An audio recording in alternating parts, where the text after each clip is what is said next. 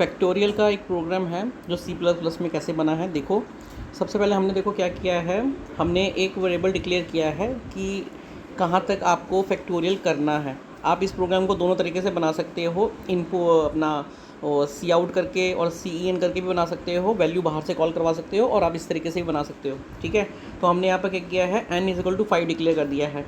Factorial factorial =1 यहाँ पर इसलिए दे रखा है क्योंकि कभी कभी हमें एक वैल्यू इनिशियलाइज करनी पड़ती है कि वो उस वैल्यू के अंदर स्टोर रहे और आसानी से वैल्यू जो है उसके अंदर पिक होती रहे।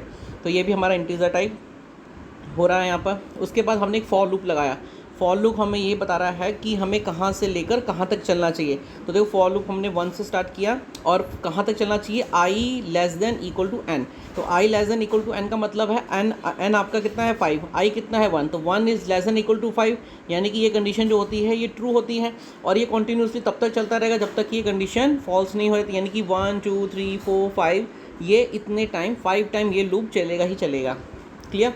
उसके बाद जब भी ये लूप चलेगा, फर्स्ट टाइम में क्या होगा, फैक्ट जो वेरिएबल हमने ये ले रखा है इसको आप f भी ले सकते हो। Fact multiply by =i। अब i क्या है, जो फर्स्ट टाइम लूप चलेगा i हमारा क्या है 1।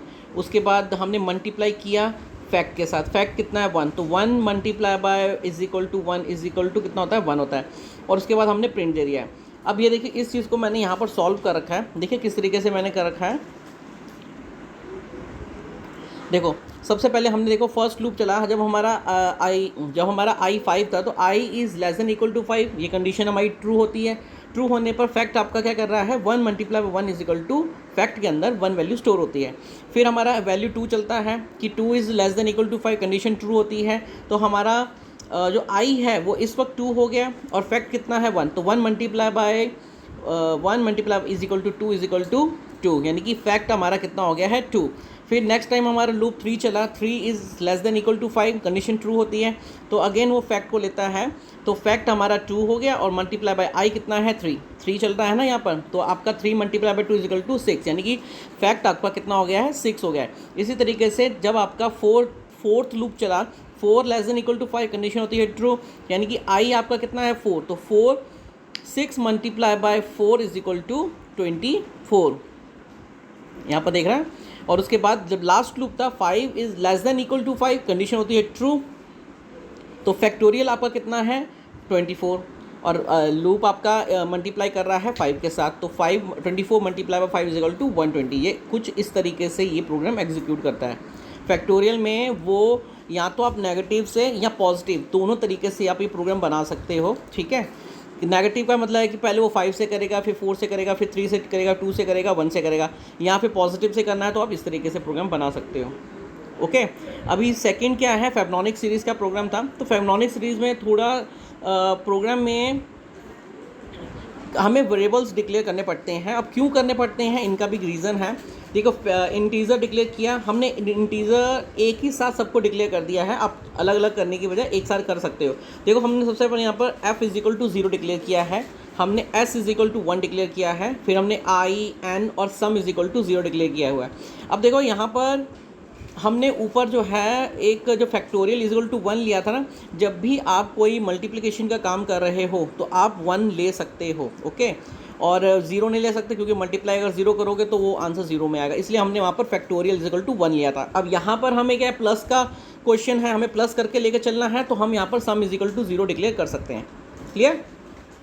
आगे हमने n = 10, यानी कि हम चाहते हैं कि हमारा जो लूप चले वो 10 टाइम चलता रहे, 10 टाइम लूप चलेगा। ठीक है, उसके बाद हमने एक फॉर लूप लगाया। फॉर लूप हमने 0 से स्टार्ट किया और कहाँ तक चला, n तक। n कितना है 10, यानी कि 0 से लेकर 10 तक चलेगा, यानी कि 0 से लेकर 9 तक चलेगा, यानी कि 10 चलेगा। उसके बाद जब उसके अंदर हमने कंडीशन अप्लाई की कि इफ़ i > 1, अगर i जो है वो <= 1 है तो वो क्या करे, सम i कर, मतलब कि जो i की वैल्यू है वो सम के अंदर स्टोर कर दें। और लास्ट में आपको मैं यहाँ पर दिखाता हूँ, और लास्ट में हमने उसको प्रिंट आउट दे रखा है।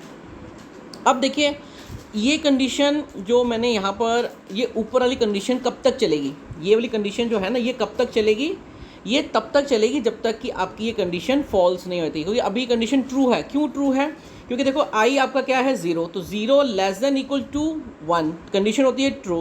तो यानी कि आपका जो आई है वो 0 है, तो आपका sum is equal to 0 store हो गया। तो ये देखिए आपका 0 यहाँ पर स्टोर हो गया है, ठीक है, प्रिंट आउट में 0 आ गया। अब नेक्स्ट टाइम जब लूप चला तो आपके पास क्या है 1 less than equal to 1 condition again होती है ट्रू, और ट्रू कंडीशन जब होगी तो आपके पास आई क्या है 1, तो आपका अगला 1 डिक्लेयर हो गया है, ठीक है। तो 0 और 1 इस तरीके से आपका आउटपुट स्क्रीन में आया। अब अगेन वो दोबारा ऊपर जाएगा। अब देखो यहाँ पर जब वो पढ़ेगा कि अब 2 1 हो गया है ना, 2 लेस देन इक्वल टू 1, ये कंडीशन यहाँ पर हो जाती है फॉल्स। जब ये कंडीशन यहाँ पर फॉल्स हो जाती है तो वो इस लूप को टर्मिनेट कर देगा, और जब टर्मिनेट करेगा तो कौन सा लूप चलाएगा, ये नीचे वाला लूप चलाएगा, दिस वन लूप। अब इस लूप में क्या हो रहा है, यहाँ से लूप चलेगा आपका, जब ऊपर वाले ने 2 बार लूप चला लिया उसके बाद वो टर्मिनेट हो जाएगा। अब यहाँ से लूप आपका चलेगा। अब ये क्या चल रहा है देखिए आपका, मैं यहाँ पर एक्सप्लेनेशन दे रहा हूँ साथ साथ में कि sum is equal to F plus S. F की पोजीशन क्या है 0 और एस कितना है 1, ये हमने ऊपर डिक्लेयर करके रखा हुआ था। अब चाहो देख सकते हो, ये देखिए एफ 0 और एस 1 हमने दे रखा है, ठीक है। अब यहाँ पर जब दे रखा है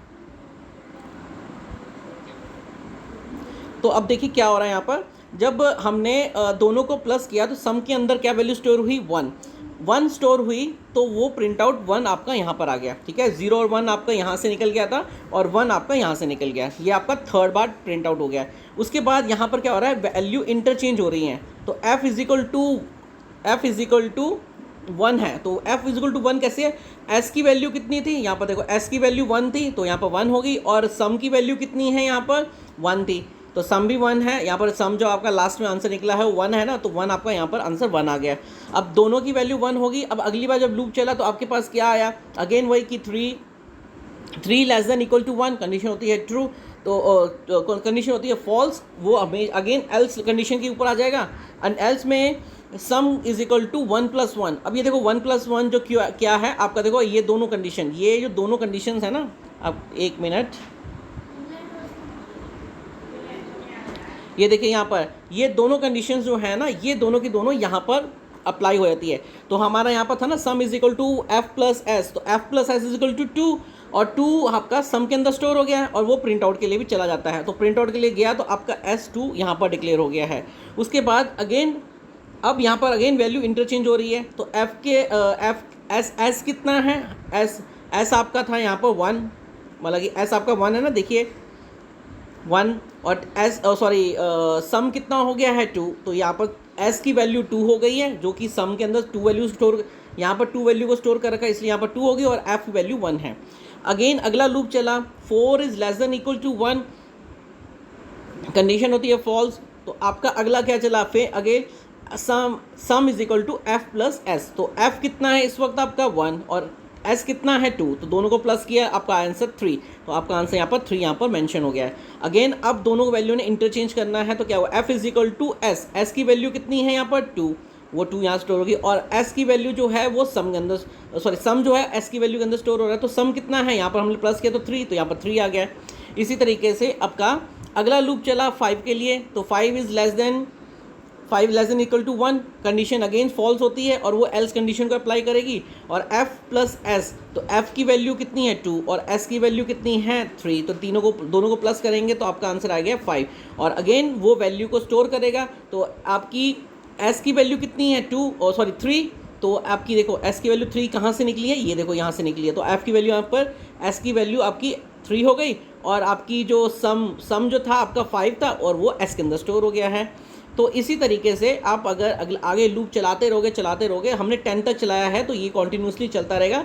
आपका ये यहाँ पर 5 है, अगली बार जब करोगे तो 8 हो जाएगा, फिर 13 हो जाएगा, फिर आपका 21 हो जाएगा, फिर इसी तरीके से ये बढ़ता रहेगा और 10 टाइम ये लूप चलेगा। तो देखो 1 2 3 4 5 6 7 8 और 9 एक बार और चलेगा, 9 तक चलेगा आपका, ठीक है, 9 टोटल 9 आपके चलते हैं 9। तो ये आपका इस तरीके से फेबनाक्सी सीरीज़ का प्रोग्राम है, मतलब वो हर बार कैलकुलेशन करेगा, इस तरीके से इंटरचेंज करता रहेगा, और हर बार प्रोग्राम आपका कंडीशन फॉल्स होने पर आपके प्रोग्राम को इस तरीके से एग्जीक्यूट करेगा। प्रोग्राम बनाने के और भी तरीके हैं, तो जो भी तरीका आपको बेस्ट लगता है वो यूज़ कर सकते हो। तो ये आपका फैक्टोरियल और फेबनाक्सी सीरीज़ का एक प्रोग्राम है। ओके, क्लियर हो जाएगा तो बता देना।